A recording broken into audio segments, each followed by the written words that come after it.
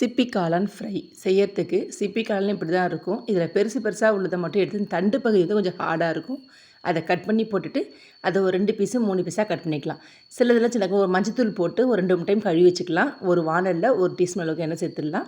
இந்த கழுவி வச்சுருக்க சிப்பி காளான் சேர்த்து நல்லா வதக்கி விடுங்க. பாருங்கள், இந்த மாதிரி தண்ணி நிறையா வரும். தண்ணி சுருங்குற வரைக்கும் இதை வதக்கிட்டே இருக்கலாம். பக்கத்தில் ஒரு வானல் வச்சுட்டு கொஞ்சமாக எண்ணெய் சேர்த்துக்கலாம். அந்த எண்ணெய் நல்லா ஹீட் ஆகட்டும். ஹீட் ஆன பிறகு அதில் சீரகம் தாளிச்சிருங்க. சீரகம் பிடித்த பிறகு பெரிய சைஸ் வெங்காயம் 2, ஒரு 5 பல்ட்டு பூண்டு தட்டி வச்சுருக்கேன், சேர்த்து நல்லா வதக்கிக்கலாம். கொஞ்சம் வதங்கின பிறகு கருவேப்பிலை, இஞ்சி பூண்டு பேஸ்ட் 1 டீஸ்பூன் அளவுக்கு சேர்த்து வதக்கிக்கலாம். ஒரு தக்காளியை கட் பண்ணி வச்சுருக்கேன். அந்த தக்காளி நல்லா குழஞ்சி வதங்குற அளவுக்கு வதக்கிக்கலாம். ஒரு டீஸ்பூன் மஞ்சத்தூள் சேர்த்துக்கலாம். அதில் காரத்துக்கு தேவையான அளவுக்கு மிளகாய்த்தூள் 2 சேர்த்து நல்லா வதக்கி விட்டுட்டு, இப்போ நம்ம பக்கத்து வானலில் வதக்கிட்டு இருக்கோம் இல்லையா, அது நல்லா தண்ணி சுருங்கிடுச்சு. இப்போ அதையும் எடுத்து இது கூட சேர்த்துடலாம். சேர்த்து நல்லா மிக்ஸ் பண்ணி விட்டுட்டு 1 டம்ளர் அளவு தண்ணி சேர்த்துக்கலாம். இப்போ இதுக்கு தேவையான அளவுக்கு நம்ம உப்பு சேர்த்துடலாம். தண்ணியும் சேர்த்துட்டு உப்பும் சேர்த்துட்டு நல்லா மூடி வச்சிடலாம்.